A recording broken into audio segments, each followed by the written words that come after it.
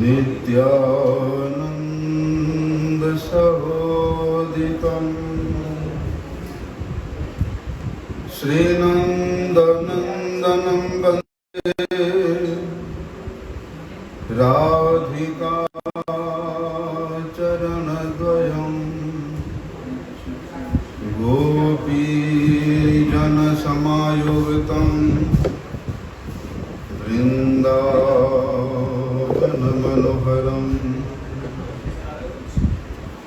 गुरवे गौरचन्द्राय राधिकाय तदालये कृष्णाय कृष्णभक्ताय तद्भक्ताय नमो नमः।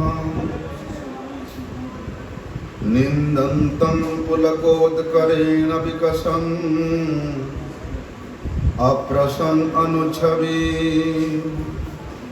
प्रोद्वेकृत्य भुजद्वयं हरिरिति उच्चैर्वदनं मुहुः नृत्यन्तं नृत्यमश्रो निर्झरचरै सिञ्चन्तं उर्वितलं गायन्तं निजपार्षदैः परिवृतं श्रीगौरचन्द्र नमः श्रीगौरचन्द्र नमः। श्यामां गोरचनाभां स्फुरदसितपट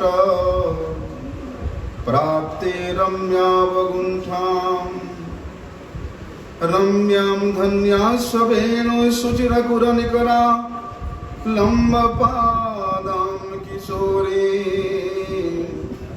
तर्जन्यं गुष्टयुक्तं हरिमुखकुहरे विजुञ्जतीं नागवल्ली पर्णं कर्णायताक्षि त्रिभुवनमधुरां राधिकां भावयामि। वाञ्छाकल्पतरुर्भ्यश्च कृपा सिन्धुभ्यैव च पतितानं पावनेभ्यो वैष्णवेभ्यो नमो नमः। पतित पावन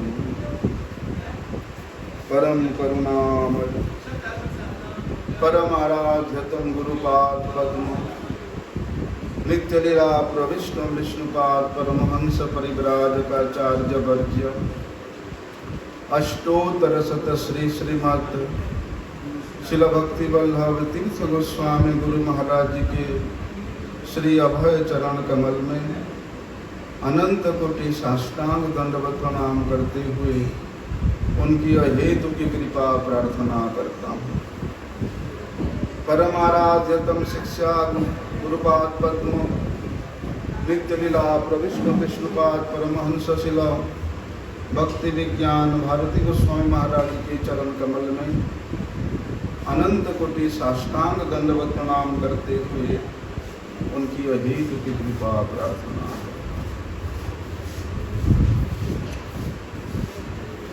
आनंद कंद भगवान श्री श्री श्री गौर श्याम जुगल के स्वरूपभूत इस मधुर लीलास्थली चिन्मय धाम से वृंदावन की असीम अनुकंपा से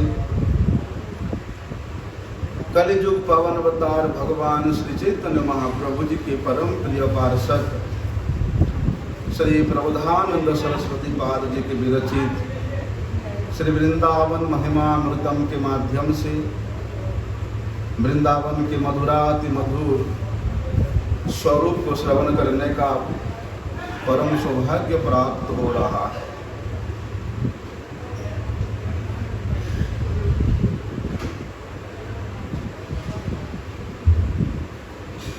यह वृंदावन धाम किस प्रकार है देखो। बोलते नित्य निरंतर ब्रह्मलोकवासी देवतागण स्वर्गलोकवासी देवतागण इस वृंदावन के आकाश मंडल में विचरण करते हुए परम श्रेष्ठ, परम रमणीय, परम माधुरीमय इस वृंदावन में प्रवाहित वायु का आग्रहण करने के लिए लालायित रहते हैं। इसी लालसा से विशेष रूप से वे सभी यहाँ विराजमान रहते हैं।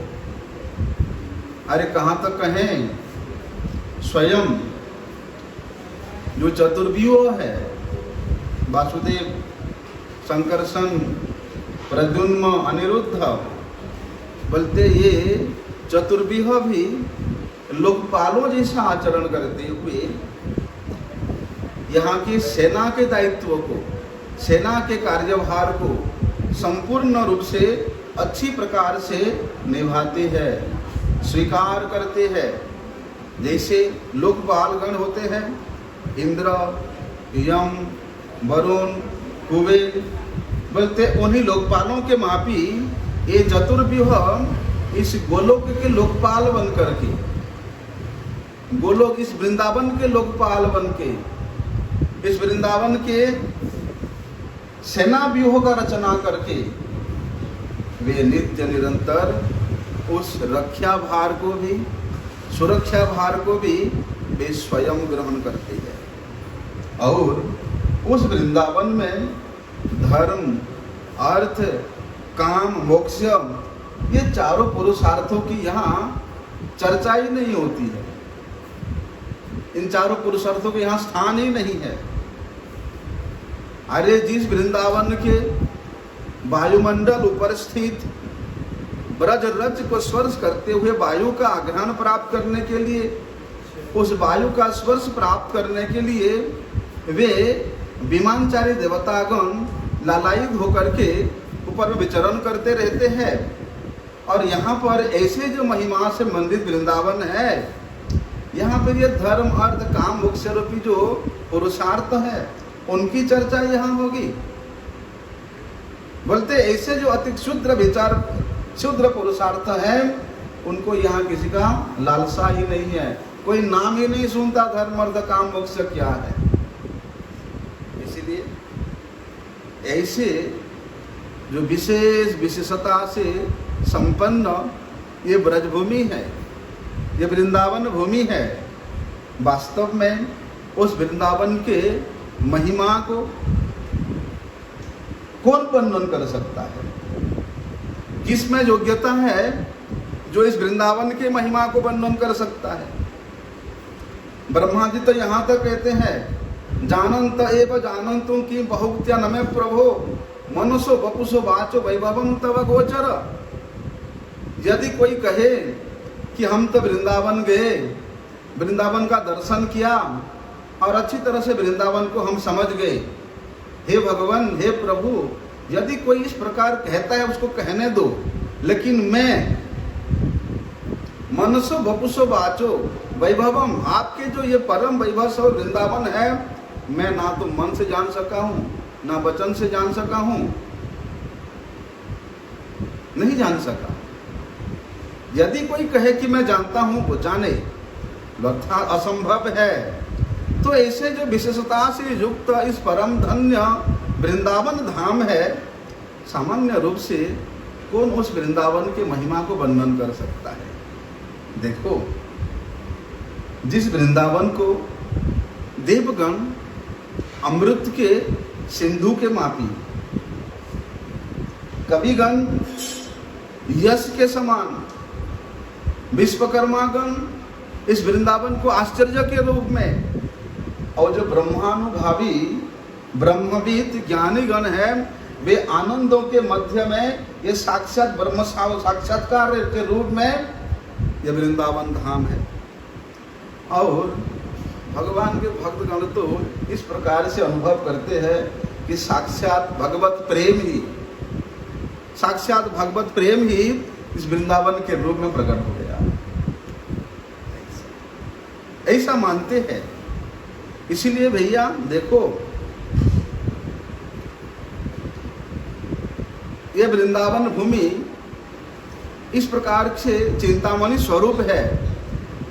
जो जिस भाव से इस वृंदावन को दर्शन करता है, वृंदावन भूमि उसको उसी भाव से दर्शन कराती है, उसी प्रकार का स्वरूप उसके सामने प्रकट कराती है। इसलिए कहते हैं, कोई कहता है कि ये जो वृंदावन है ये किंच तेजपुंजम अस्ति, ऐसा एक तेजपुंज वस्तु है, ऐसा एक तेजपुंज स्थान है जिसको आप इन आंखों के द्वारा नहीं देख सकते हो। यदि भी वृंदावन को आपको दर्शन करना है तो ब्रह्मा जी कहते हैं कि प्रेमांजन स्वरित भक्ति विलोचनेन संतः सदैव हृदयेषु विलोकयन्ति। प्रेम रूप आंखों के द्वारा, आंखों में प्रेम रूप अंजन लगा करके इस वृंदावन को देखा जा सकता है, इस वृंदावन को अनुभव किया जा सकता है। इसलिए ये ऐसे कोई विचित्र तेज पुंज है जो तेज पुंज बड़े बड़े ब्रह्म साक्षात्कार करने वाले ज्ञानियों की चिंतन में भी नहीं आती है। ऐसे विचित्र विचित्र चित्र से अंकित है ये वृंदावन।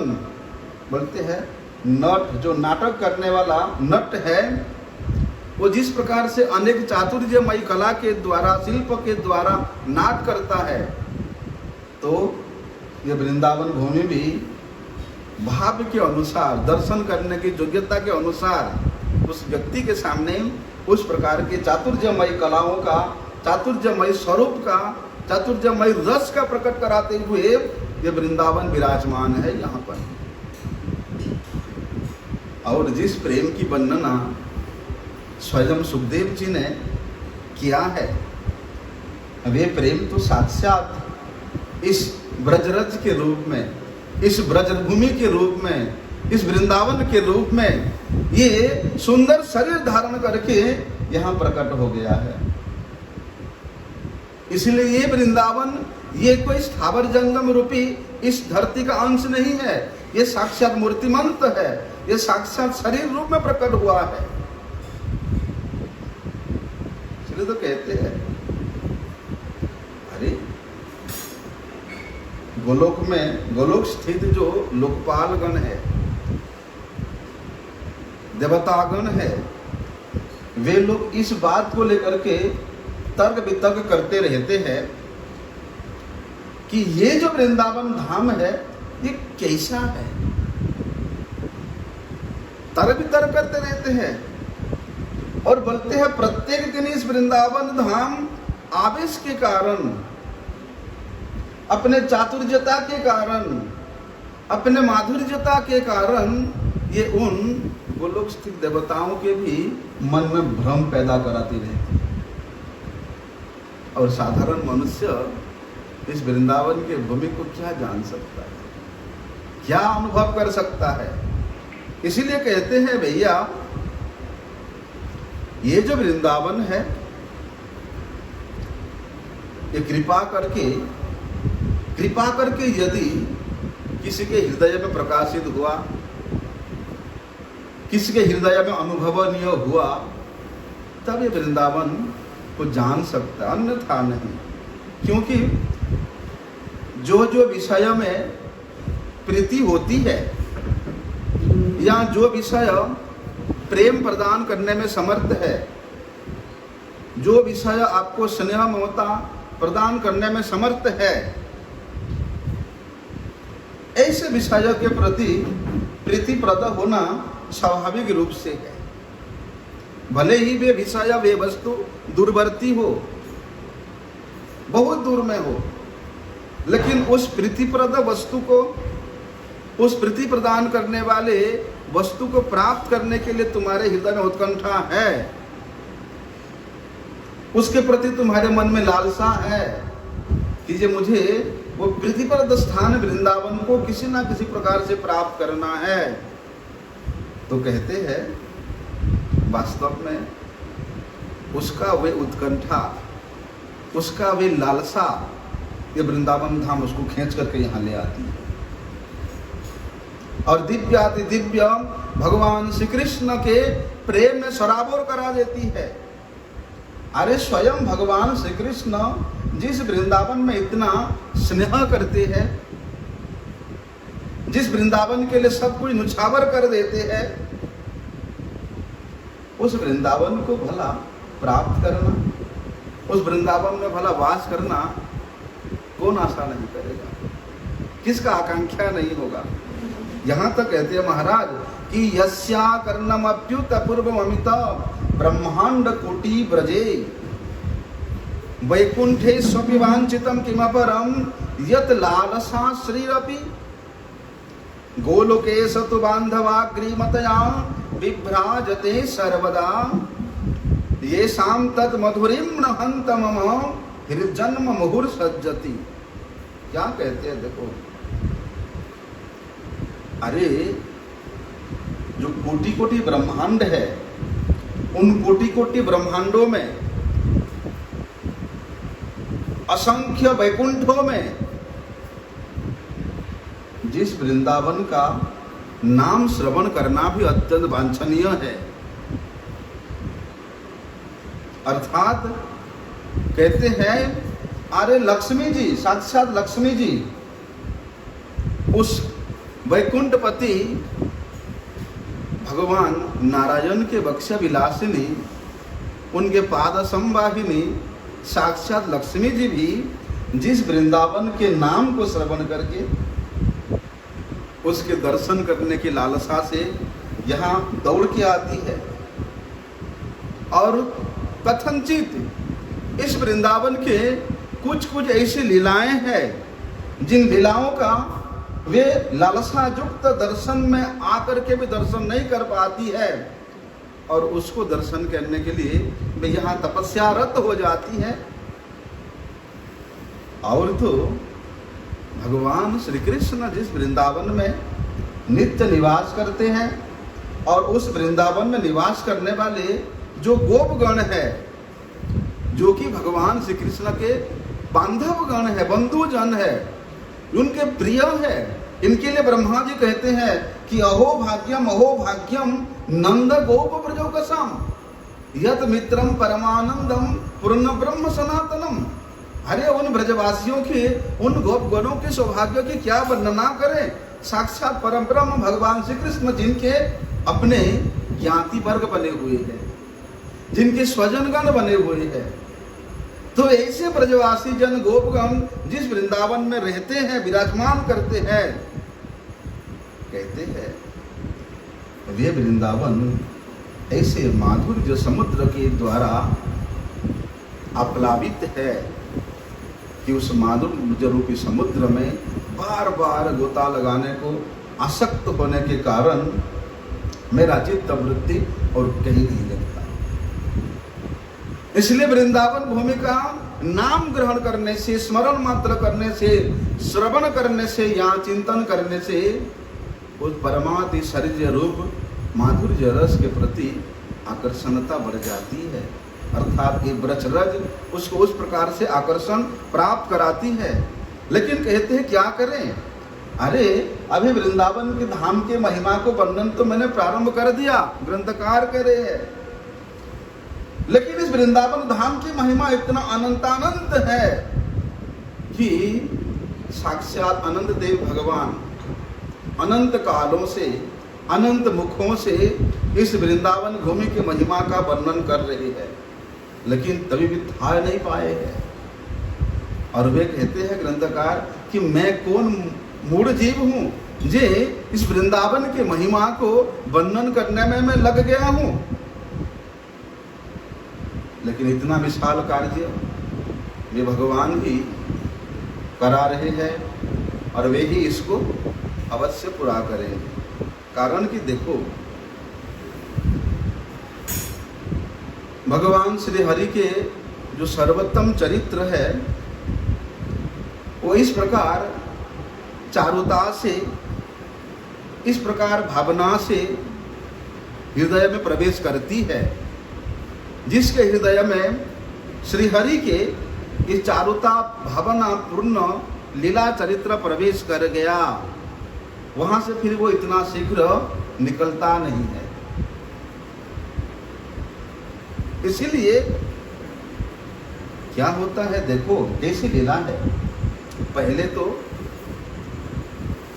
चराने के लिए निमित्त, कौन क्या चराने के लिए? गौएं चराने के लिए वे गौशालाओं से गोगण स्वयं प्रेरणा देते हैं कि हे गोविंद, अब तो हम लोग तैयार है, अब आ जाओ, हमको चराने के लिए लेके चलो। तो उन गौओं को खोलना, भेजना, पश्चात वन में जाकर के श्रीदाम, सुबल के सखाओं के साथ बारंबार अनेक प्रकार के हास परिहास पूर्ण लीलाएं करना, क्रीड़ा में तत्पर होना। उसके बाद चढ़ते चढ़ते गौएं जब दूर चले जाती है, फिर उनको संभालना, उनका देखभाल करना। फिर दूर जो गैया चली गई है उनको लौटाने के लिए सखाओं को भेजना। फिर वहाँ से आकर के बोलते सखाओं के साथ पुनः क्रीड़ा करना, लीला करना। इस प्रकार के भगवान श्री हरि के जो अमृतमयी लीला है, ये सब लीलाएं जब ये हृदय पथ में, स्मृति पथ में प्रकट होती है, तो उन लीलाओं को सुनने में, उन लीलाओं को वर्णन करने में हृदय इतना क्षुभित हो जाती है कि मैं अन्यत्र और कुछ सोचो ही नहीं। तात्पर्य ये है, अरे भगवान की ऐसी मधुराति मधुर लीला ये वृंदावन भूमि में होती है, यहाँ वृंदावन भूमि स्वयं प्रकट कराती है। तो उन लीलाओं को श्रवण करने के लिए, उन लीलाओं को दर्शन करने के लिए जो मन में आसक्ति है, जो लालसा है, वो केवल ये वृंदावन भूमि ही प्रकट करा सकती है। इसलिए वृंदावन भूमि के आश्रय लेना, क्या बताएं, देखो ना क्या होता है वहां पर। अरे गवाम प्रेक्षचारम प्रति सखीवीर कीड़पेड़िता क्वापि क्वापि कृष्ण बलरामौ तु करबद्ध करोमितः असंतो हासयंतो च कुर्वाते चित्तमाकुलम। देखो कभी कभी किसी समय श्री कृष्ण और बलराम क्या करते हैं, ये दोनों भाई आपस में हाथ मिला करके स्वयं हंसते हैं और सभी सखाओं को, ब्रजवासियों को हंसाते हुए इस वृंदावन के गली गली में, इस वृंदावन के वन वन में प्रसन्न चित्त से वे घूमते रहते हैं। तो उनके वैसे वो दृश्य को दर्शन करने के लिए किसका चित्त व्याकुल नहीं होगा। और उसमें भी जो संत जन उस अष्टकालीय लीला का अनुध्यान करते हैं, भगवान के अष्टकालीय लीला के ध्यान परायण भक्त है, वे जब इस ब्रज के रच में, इस ब्रज के वन में, इस ब्रज के गली में वेणुवादन की परिपाटी सुनते हैं, वेणुवादन की ध्वनि सुनते हैं, तो उसके प्रति उनका चित्त वृत्ति इतना अधिक क्षोभित हो जाता है, आकर्षित हो जाता है। अरे कहाँ तक कहें, इस वृंदावन की जो वृक्ष लताएं हैं, ये भी जब वेणु ध्वनि सुनती है तो ये सभी वृक्ष लताएं बोलते अपने आप ये अंकुरित हो जाती है। जो लता पत्ता घास सूख गया है वो भी बंसी की ध्वनि सुनकर के पुनः अंकुरित हो जाती है। और तो और कहते हैं कि बंसी ध्वनि ऐसा है भैया, ये पर्वतों को भी पिघला देती है, जल में ये स्तंभ भाव प्रकट करा देती है, नदियों को उल्टा बहा देती है। लेकिन देखो इस वृंदावन के इतना निकट में रहते हुए भी बलपूर्वक जब वे बंसी ध्वनि कानों में श्रवण होती है, कानों में प्रवेश करती है, अकस्मात उस बंसी ध्वनि के प्रति मन इस प्रकार आकर्षित होती है कि बार बार उसको श्रवण करता रहूं। और वे बंसी ध्वनि श्रवण करने का परम सौभाग्य कहाँ प्राप्त होता है, बल्कि इस वृंदावन भूमि में, वृंदावन से अन्यत्र नहीं। तो देखो ठीक है, यहाँ के जमुना जी के जल से, यहाँ के लता पता से, यहाँ के रेणु से नित्य निरंतर ऐसी प्रेमिक भक्तों को उस बंसी की ध्वनि सुनाई देती है। लेकिन उस बंसी की ध्वनि में ऐसा क्या सुख है, ऐसा क्या आनंद मिलता है। अगर आनंद मिलता भी है तो वे आनंद किस प्रकार का आनंद है? तो कहते हैं, अरे ये जो वेणुध्वनि है, ये वेणुध्वनि यस्मिन हरिर्जाति विहार हेतु तस्मिन मुंदा फुल्लति चेत कुटोपि न तत्र पुच्छो न च वक्तृता च न पुच्छमेतद न वाच्यमस्ति। बोलती है वे वेणुध्वनि श्रवण करके जो आनंद की प्राप्ति होती है, जो सुख की प्राप्ति होती है, बोलते हैं जो अनुभव होता है, जो सुख की स्फुरित होता है, उसको जीवा के द्वारा वर्णन नहीं किया जा सकता। क्यों? अरे उस वृंदावन में वेणुवादन करते हुए भगवान श्री कृष्ण चंद्र जो विहार करते हैं, यहाँ विहार के निमित्त वे इस वृंदावन के वन वन में गमन करते हैं। उस वन के जो वृक्ष लताएं हैं, वे भी इस बंसी के ध्वनि को सुन करके अत्यधिक उल्लसित हो जाती है, प्रफुल्लित हो जाती है। जब जिस बंसी ध्वनि को सुन करके वन के वृक्ष लताएं प्रफुल्लित हो जाती हैं, जिस बंसी के ध्वनि को सुन करके वन के हिरनियां अपने सभी कार्य को छोड़ करके कान को खड़े करके एकनिष्ठ चक्षु से उन बंसी ध्वनि को देखती रहती है, श्रवण करती रहती है, और उस बंसी ध्वनि में क्या सुख मिलता है उसको पूछते हो। ये जो गुण विषय है भैया, ये ना तो कहने योग्य है और ना ही ये पूछने योग्य है। इसीलिए श्री प्रबोधानंद सरस्वती पाद जी बड़े सुंदर बात कहते हैं। क्या कहते हैं? देखो भैया,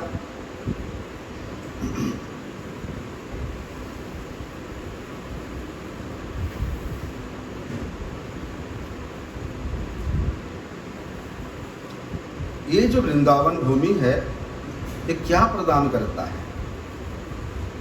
बोलते हैं ये श्रेष्ठ आनंद प्रदान करता है। कौन सा श्रेष्ठ आनंद है? बोलते माधुर्य रस से युक्त जो आनंद है, जिसको मधुरारति आद्यारति कहते हैं, वे प्राप्त कराता है। कैसे प्राप्त कराती है? तमचिद कांक्षित माधुरी भर धुरिनानंद संदोहिनी धर्म ज्ञान विरक्ति भक्ति पदवी तत्साधनमस्पुष्यम दुर्भेदम सहसा निविद्य निगलम संन्यस्य वृंदावने। अरे यदि वे मधुर रति को प्राप्त करना चाहते हो तो भैया यहाँ दास्यता करना पड़ेगा। दास तो सभी है भगवान का, लेकिन वृंदावन का दास होने का सौभाग्य सभी को नहीं मिलता है। वृंदावन का दास होने से यहाँ सर्वोत्कृष्ट माधुर्य रति संपन्न दास्य भक्ति प्राप्त होता है, जो कि अन्यत्र संभव नहीं है। सब शरण होते हैं, सब दास होते हैं, लेकिन इस वृंदावन के दास्यता में, इस वृंदावन के शरण्यता में जो सुख है भैया, उसका वर्णन क्या करें, कोई कर ही नहीं सकता है।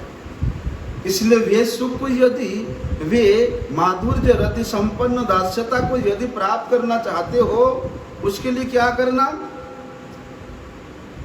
बोलते निष्किंचनो नित्य विविक्त से भी वृंदावने दैवत वृंदवंदे शिराधिका माधव नाम द्वयम कदा भाव भरेण सेवते। अरे निष्किंचन होकर के, विविक्त से भी होकर के, अर्थात किसी प्रकार का आशा नहीं करना। किस प्रकार का आशा? बोलते हैं श्री कृष्ण के सुख के निमित्त सब चेष्टा, श्री कृष्ण प्रसन्नता के अलावा दूसरा कोई आशा नहीं करना। ऐसी जो निष्किंचनता है वो केवल नित्य विविक्त सभी व्यक्ति ही कर सकता है, जिसका ये वृंदावने दैवत मनु बंतु बंदे है, जो वृंदावन को अपने प्राण स्वरूप मान लिया है, जो वृंदावन को अपने जीवन स्वरूप मान लिया है, वृंदावन के बिना जो एक पल भी नहीं रह सकता।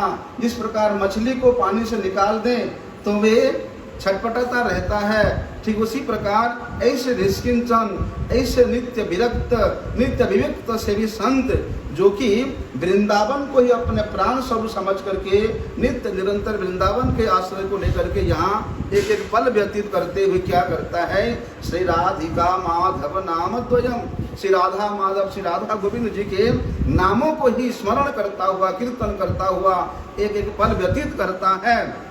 किस प्रकार से भाव वरेण सेवे, और अत्यंत भावुक होकर के वे इस वृंदावन का सेवन करता है। बोलते हैं वे महात्मा के हृदय में वे सर्वोत्कृष्ट रस स्वरूप दास्यता प्राप्त होता है। कहते हैं अरे तुम क्यों सोचते हो, तुम्हारे सर्वनाश करने वाले जो लोग तुम्हारे घर में बैठे हुए हैं उनको तो अपना मित्र समझते हो, वास्तव में वही तुम्हारा सबसे बड़े शत्रु है। जिन स्वजनों को तुम अपना ज्ञाति वर्ग के रूप में, जिन स्वजनों के लिए तुम गधे के मापी परिश्रम करते हो, वे स्वजन वास्तव में तुम्हारा स्वजन नहीं है, वे शत्रुजन है। स्वजनाख्य दस्यु हो, ये इस प्रकार से तुमको लूटेंगे, इस प्रकार से तुमको डकैती करेंगे कि तुम कभी सोच भी नहीं सकते। इसलिए वे स्वजनों के बंधन में आसक्त होकर के, वे स्वजनों के लिए, वे स्वजनों के निमित्त तुम इतना कुछ करके यदि वही से संसार में ही पड़े रहोगे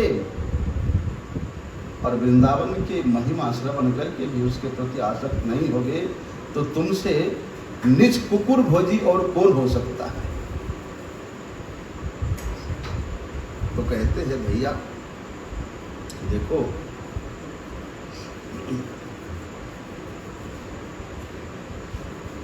तुम उस सब को छोड़ करके क्या करना, इस वृंदाटवी का आश्रय ले लो। वृंदावन का आश्रय लेना ही प्रत्येक जीव का एकमात्र गति है, एकमात्र गति है। तो श्री प्रबोधानंद सरस्वती पाद इस बात को कहते हैं, अरे भैया जन्मान्य संख्यानि गतानि में वृथा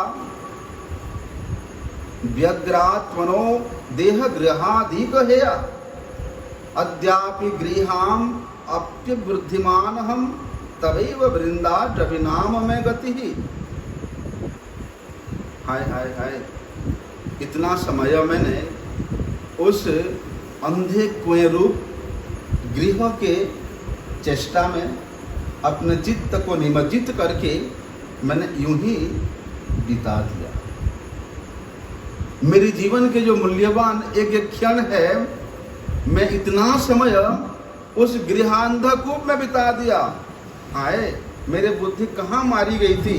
अद्यापि मुद महात्म्यमपि बुद्धिमान हम, लेकिन आज जब इस वृंदावन रज के महिमा मेरे कानों में पड़ा, इस वृंदावन रज के स्वरूप जब मेरे हृदय में प्रतिभात हुआ, तब मैं पश्चाताप कर रहा हूँ कि हाय, जैसे ही मेरा जन्म हुआ तभी से मैं वृंदावन में क्यों नहीं आ गया, तभी से वृंदावन का आश्रय मैं क्यों नहीं लिया।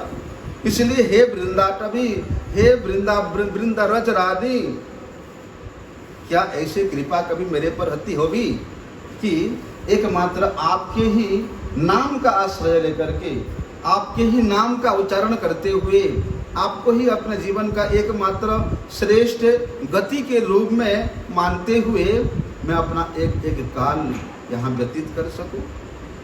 तो कहते हैं कैसे जाओगे वृंदावन? भाई इतना ऋणी हो तुम संसार में, उन ऋणों को परिशोध किए बिना कैसे वृंदावन जाओगे? अरे तुम्हारे वृद्ध माता पिता घर में है, स्त्री पुत्र है, उनको छोड़कर कैसे जा सकता हूँ? और मदगत प्राण जो लोग मेरे आश्रय में अपना जीवन धारण करते हैं, उन लोगों को छोड़ करके मैं कैसे वृंदावन जाऊं?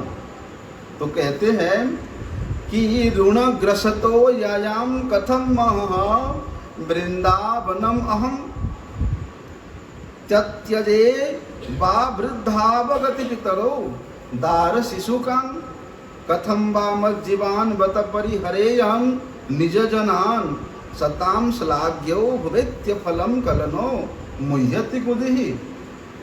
उसके लिए अगर तुम चिंता करते हो कि घर में वृद्ध माता पिता है उनका क्या होगा, पुत्र स्त्री परिवारजन है उनका क्या होगा, हैं?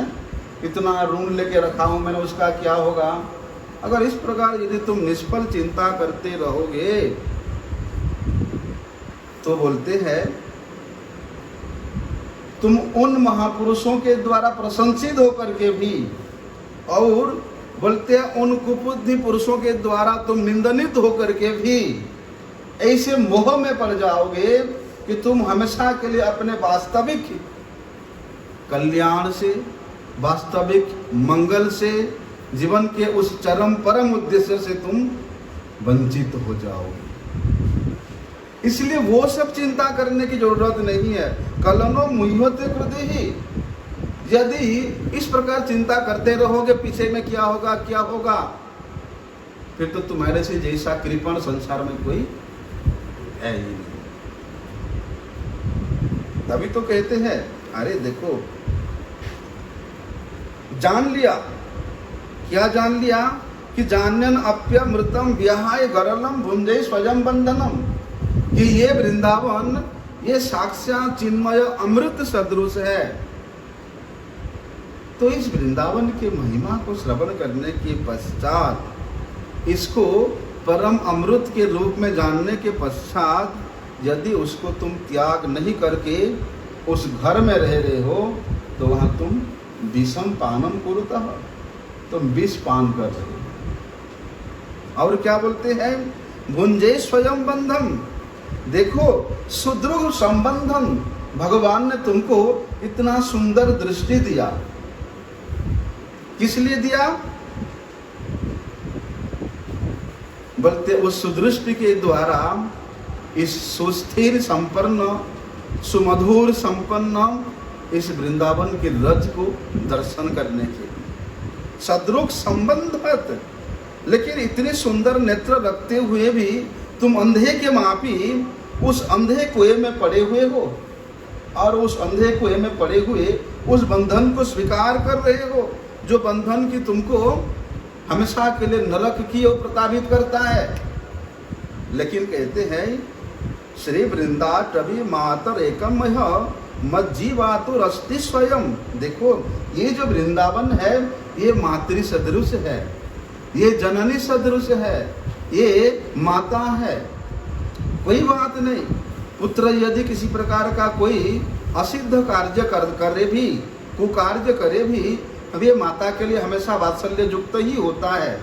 इसलिए कोई बात नहीं, यदि तुम्हारा संसार के प्रति आसक्ति है, संसार में तुम्हारे पीछे ऋण है, बहुत सारे तुम्हारे संसार में कर्तव्य है, कोई बात नहीं। यदि वृंदाटवी को, वृंदावन को तुम इस प्रकार प्रार्थना करोगे कि हे वृंदावन मातरम एकम महत जीवावस्तुमति स्वयं, कि हे माते आपके बिना मैं एक पल भी जीवित नहीं रह सकता हूं। आप तो बड़े स्नेहमयी हो, आप तो बड़े ममतामयी हो, आप तो बड़े कृपामयी हो, इसलिए हे माता वृंदावन मुझे उन सगे संबंधियों के बंधन से खींच करके अपनी गोद में ले लो, अपनी क्रोड़ों में ले लो। इस प्रकार जब हम प्रार्थना करेंगे वृंदावन हमें 1000 कोस दूर होते हुए भी आपको खींच करके लिया है। और क्या कहते हैं, यहाँ के जो दास्य रस है उस दास्य रस में सराबोर कर देगा। किस प्रकार के दास्य रस, राधा कृष्ण रहस्य दास्य रस एविष्ट पुमर्थो मम, श्री राधा कृष्ण जुगल सरकार के प्रेम रसासिक्त जो दास्य रस है उसमें अभिषिक्त कर देगा। कौन, ये ब्रजभूमि। त्यक्त्वा सर्वमहं कदापि नियतम बस्यामि वृंदावने। हाय हाय, ऐसे जो मेरा अभिलाषित पुरुषार्थ है, ऐसा जो एकमात्र मेरा परम लक्ष्य है, उस लक्ष्य को प्राप्त करने के लिए क्या करना पड़ेगा? बोलते त्यक्त्वा सर्वमहम कदापि, कब मैं मेरे पीछे के बंधन को त्याग कर सकूं, कब मैं मेरे पीछे के जो कर्तव्य है उसको भूल सकूं, और नियतम बसामे वृंदावन, नित्य काल के लिए, हमेशा के लिए, चिर काल के लिए मैं इस वृंदावन का आश्रय लेकर के यहाँ वास कर सकूं। इत्थम स्यादपि वाचि यस्य परमा सक्तस्य देहागिरि। अरे इस वृंदावन के दास्यता में जो परम सुख की अनुभूति है, जो परम उन्नत उज्जवल रसाश्रित रस की अनुभूति है, वे दास्यता आपको और कहीं नहीं मिलेगा, कहीं नहीं मिलेगा। इसीलिए कहते हैं इत्थम स्यादपि वाचि यस्य। अरे जो पुरुष इस प्रकार वृंदावन के परम महिमा को जानते हुए भी, श्रवण करते हुए भी वे गृह में आसक्त है, भोग विलास में आसक्त है, और उसको यदि वे त्याग करने में असमर्थ हो रहा है, समर्थ नहीं हो रहा है, तो केवल मन मन में ये घोषणा करता रहे, मन मन में संकल्प करता रहे कि हे वृंदावन देवी मेरा रक्षा करो, हे वृंदावन माता मुझे बुला लो, बस अपने आश्रय दे दो। समर्थ नहीं हो रहा है वो सब छोड़ने के लिए। लेकिन वाणी के द्वारा, मन के द्वारा यदि वे इस प्रकार घोषणा करता है, चिंतन करता है, बोलते उसकी रक्षा ये ब्रजभूमि हमेशा करते हैं, रक्षा करते उसको। जिस प्रकार कृषि भूवाचक शब्द नष्ट निवृत्तिवाचक, कृष्ण ये नाम, इसको उच्चारण करने मात्र से भगवान श्री कृष्ण उस उच्चारणकारी को अपने ओर आकर्षित कर देते हैं। ठीक उसी प्रकार वृंदावन भूमि का चिंतन करने मात्र से, वृंदावन भूमि का स्मरण के माध्यम से, आश्रय लेने मात्र से, बल्कि सभी प्रकार से ये ब्रजभूमि अपनी ओर आकर्षित करके उसकी रक्षा करती है, उसकी सभी प्रकार से सहायता करती है। इसलिए क्या करते हैं भैया, अरे इस ब्रजभूमि का आश्रय लेने के बाद यहाँ जो परम रस की आस्वादन होती है, उस रस की चर्चा यद्यपि करना अधिकार से बाहर है, लेकिन इस वृंदावन भूमि आश्रय लेने वाला को वे नवके निकुंज स्थित जो परम रस है उसका भी श्रवण करने का अधिकार प्रदान करती है। इसलिए श्रीपाद श्री प्रबोधानंद सरस्वती पाद जी वहाँ इंगित करते हैं कि देखो भगवान श्याम सुंदर क्या कर रहे हैं, वे श्यामांग के हैं, और श्यामांगा श्री वृषभानु नंदिनी भी है। तो श्यामांगा स्वरूपिणी श्री विश्वभानु नंदिनी के चिंतन में इतना सराबर हो जाते हैं श्याम सुंदर कि वे कभी किसी प्रकार से प्रयास करते हैं इस प्रकार कि वे श्यामांगा स्वरूपिणी श्रीमती राधा रानी जो कि श्याम के अंग में समाहित हुई है, उनको इस प्रकार जिस प्रकार वस्त्र को अलग करते हैं उस पर अलग करने को प्रयास करते हैं श्याम सुंदर। लेकिन वे वस्त्र तो है नहीं जो अलग हो जाएगी, वे जो श्यामांग स्वरूपिणी उनके ही स्वरूप है। तो श्री कृष्ण के उस प्रकार चेष्टा को देख करके जो सखी गण है, अनुचरी गण है, वे परम आह्लादित होती है। श्री राधा कृष्ण के इस प्रकार के लीला चातुर्य का दर्शन ही जिनका आनंद के केंद्र बिंदु है, जिनके आनंद के स्वरूप है, जिनके आनंद का आधार है, बोलते हैं वे सहचरी गणों के अनुगत्य के बिना, वे सहचरी गणों के दास्यता के बिना इस ब्रज रज के इस परम मधुराति मधुर निकुंज लीला स्थित उस उन्नत उज्ज्वल रस की अनुभूति करना असंभव है। इसलिए कलियुग अवतार भगवान श्री चैतन्य महाप्रभु जी हम लोगों को शिक्षा देने के लिए यही उद्धृत किया है कि ना हम विप्रो न च नरपति वैश्य न शूद्रो न हम वर्ण न च गृहपति वनस्तु यतिर्वा किंतु प्रद्यो निखिल परमानंद पुण्णामत्राब्धे गोपी भर्तृ पद कमल यो दास दासानुदास। इस प्रकार के दास्यता जब हमारे हृदय में स्फूर्ति प्राप्त होगा, अनुभवनीय होगा, तब जाकर के वे सहचरीगण, वे मंजरीगण, वे दासीगण, वे गोपीगण उस जीव को इस वृंदावन की रच में मिलाने के लिए अधिकार प्रदान, योग्यता प्रदान करें। इसलिए कहते हैं वहाँ पर कि कदाचित श्री राधा चरण कमल द्वंद्वम पतितम। ग्रंथकार श्री प्रबोधानंद सरस्वती पाद जी से पूछते हैं प्रेमिक जन कि आप इस वृंदावन के महिमा को इतना सुंदर रूप से प्रस्तुति करते हुए जो आपने अनुभव किया है, तो फिर वृंदावन में आना क्यों चाहते हो, क्यों वास करना चाहते हो, ऐसा क्या है वृंदावन में? तो ग्रंथकार कहते हैं कि कदाचित श्री राधा चरण कमल ध्वजम पतितम। इस वृंदावन के रच रच में, कण कण में, पल पल में यहाँ श्रीमती राधा रानी के चरणों की अंक है, चरणों की चिन्ह है, उनके चरण पतित हुई है। यदि मेरे सौभाग्य से कहीं इस व्रज में डोलते हुए, घूमते हुए कहीं उनके चरणों का दर्शन हो जाए।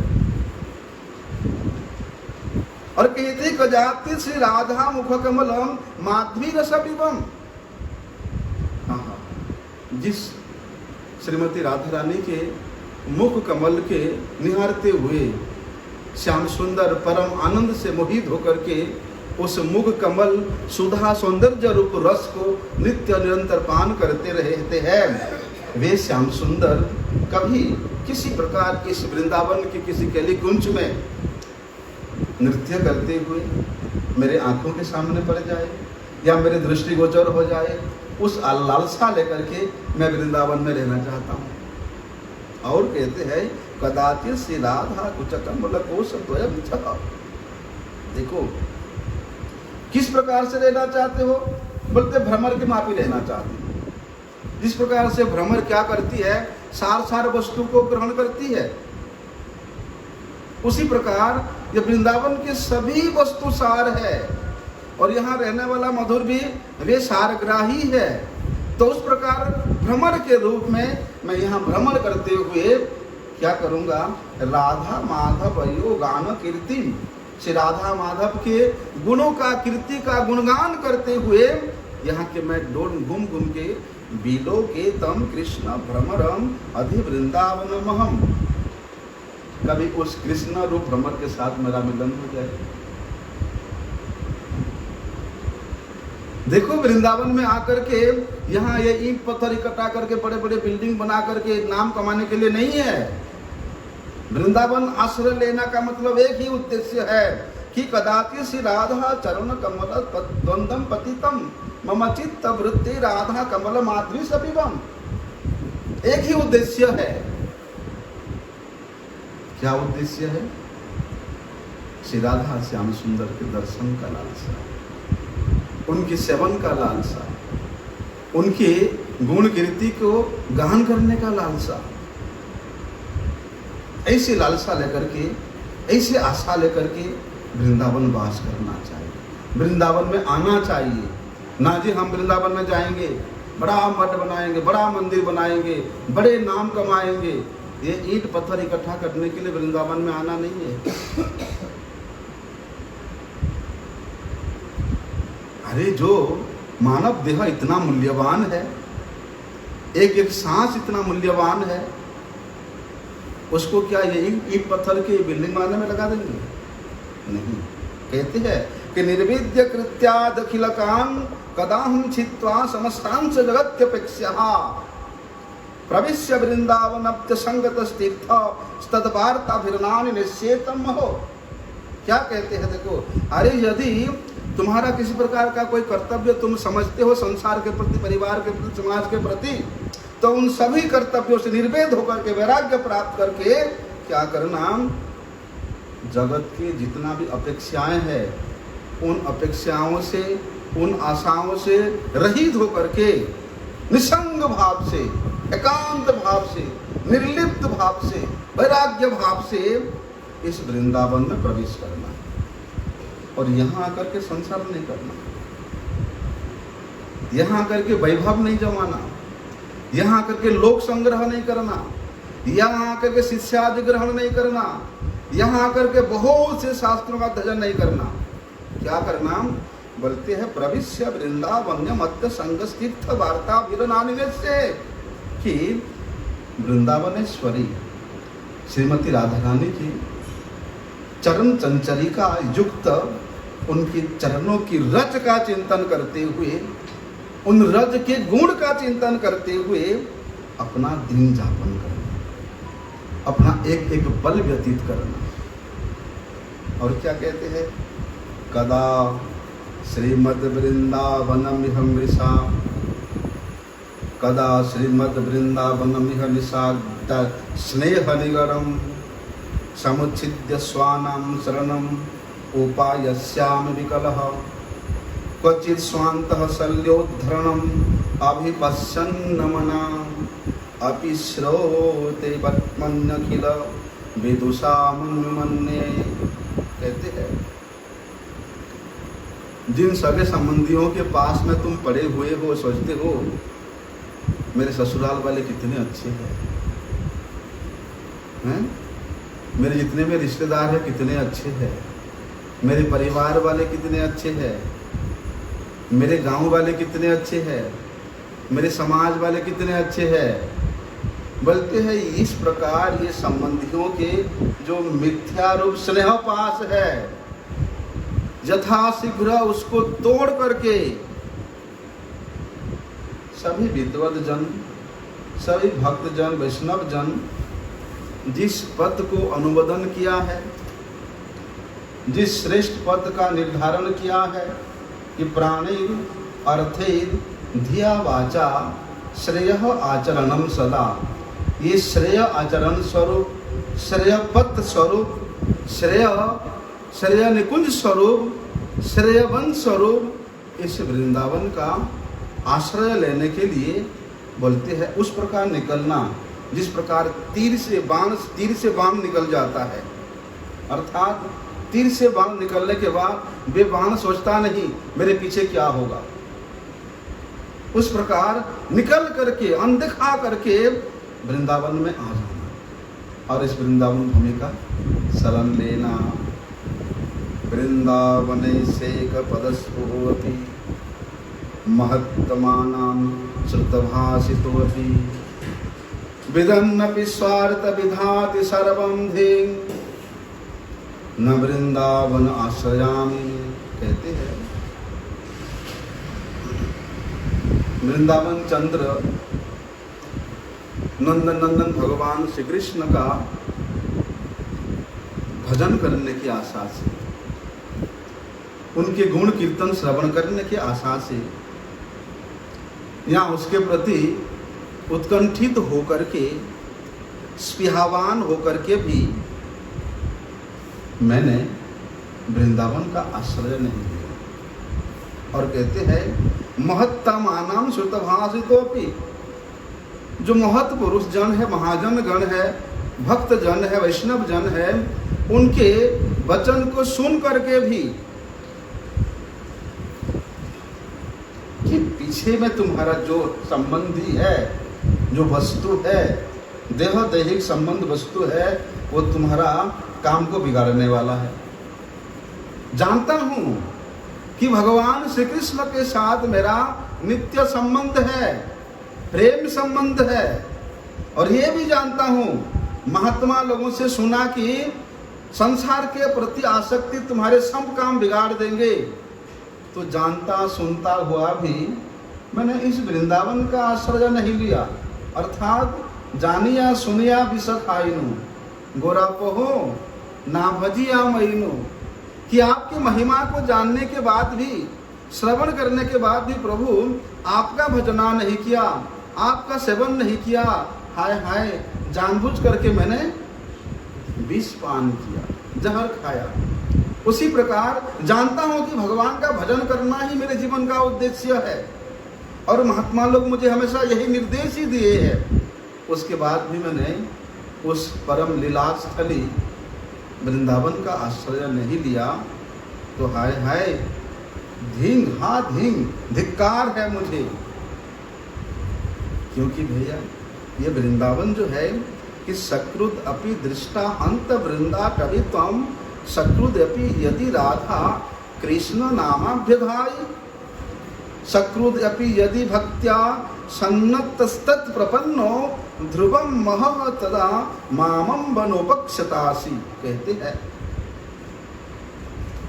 कि हे माता वृंदावन, हे माँ वृंदाटवी, जीवन में यदि एक बार भी मैं आपका दर्शन कर लूं, जीवन में एक बार भी आपके आश्रय में रह करके श्री राधा कृष्ण के नाम को मैंने जिह्वा में उच्चारित कर लूं, और जीवन में एक बार भी यदि भक्ति पूर्वक आपके चरणों का आश्रय किए हुए उन महानुभाव संतों को मैं प्रणाम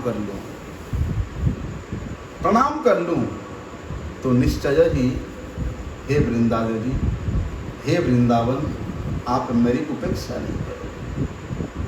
पुत्रवत स्नेह, पुत्रवत ममता, पुत्रवत शरण आप अवश्य मुझे प्रदान करो। इस प्रकार से वृंदावन महिमामृतम का प्रथम शतक, जो किसी प्रबुधानंद सरस्वती पाद जी द्वारा विरचित है, यहीं पर समाप्त होता है। कल से हम लोग उन लीला, जिन लीलाओं को इस वृंदावन भूमि अपनी इच्छा से प्रकट कराती है, उन बाल लीलाओं के साथ में इस वृंदावन की महिमा को श्रवण करें। वंशा कल्पतरुभ्यश्च कृपा सिंधुभ्यैव च पतितानां पावनेभ्यो वैष्णवेभ्यो